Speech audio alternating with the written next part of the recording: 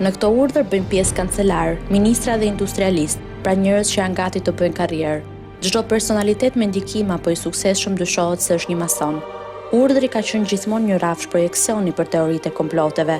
Mendohej se masonët donin të rrëzonin shtetin sepse në shekullin e 18 ata ishin luftëtar pararojë të iluminizmit. Kisha pretendon se ishin antikrishti, sepse zhvilluan një nocion tepër rrëfimor të perëndisë dhe të mjeshtrave të mëdhenj të ndërtimit të gjithë botrave, dhe sepse në ritualet e tyre ezoterike i bën konkurrencë të misticizmit të kishës.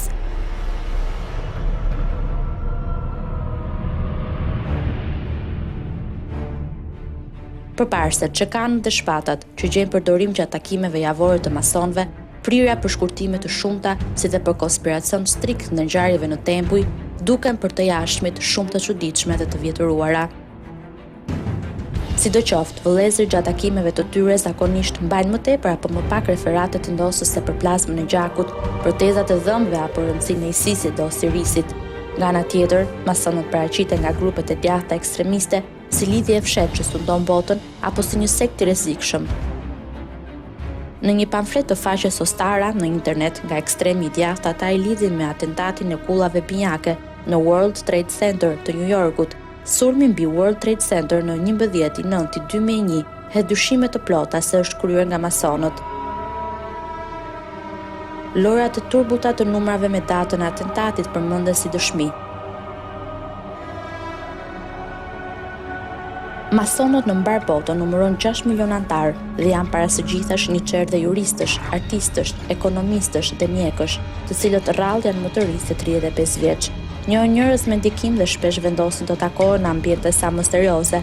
Masonët janë një pikë pritje për të pasionuarit, të cilët gëzohen për arritjet ceremoniale të funksioneve të nderit, për ezoteristët që besojnë se idetë e ndritura vijnë për rituale, për utopistët që dëshirojnë të punojnë për bamirësi dhe për tradicionalistët që stolisen me qejf me titull nderi.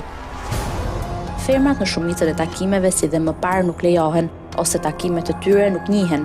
Për një mason, një femër është para së gjithash dama e zemrës, së cilës ai një herë në jetën e vet duhet i dorëzojë doreza të bardha.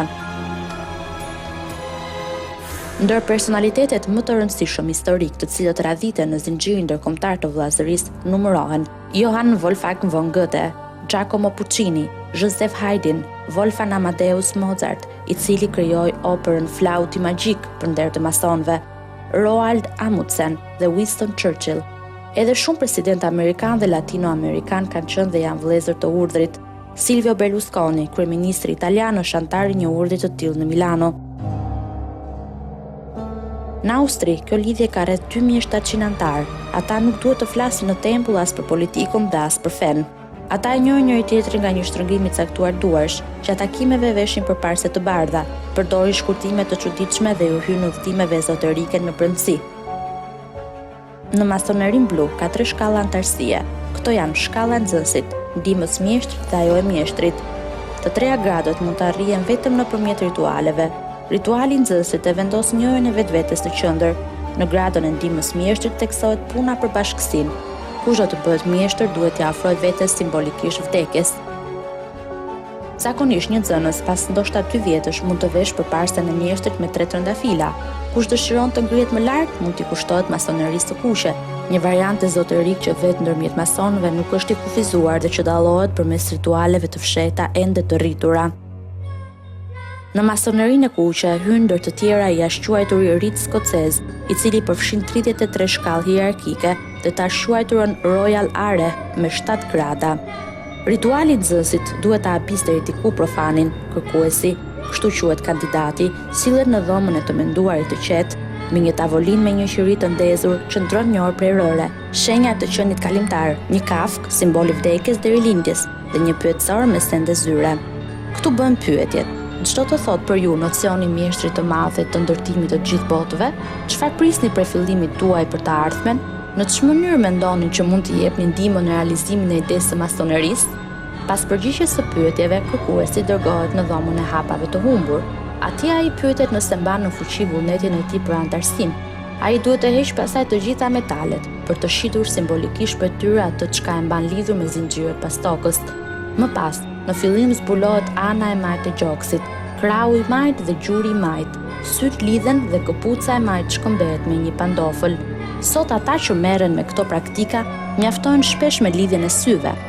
Kërkuesi troket në tempull. Roja njofton se para derës qëndron një profan, dhe që vendi i takimit nuk është më i mbuluar.